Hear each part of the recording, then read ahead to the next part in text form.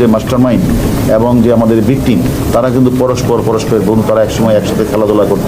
এখন তাদের সাথে আমরা বিভিন্ন ঘটনায় আমরা তার সাথে আদৌ কোনো ব্যবসা ছিল কিনা, তাদের সাথে কলকাতা কোনো তাদের লেনদেন আছে কিনা, এটা আসলে তদন্ত না করে তো আসলে বলা যাবে না।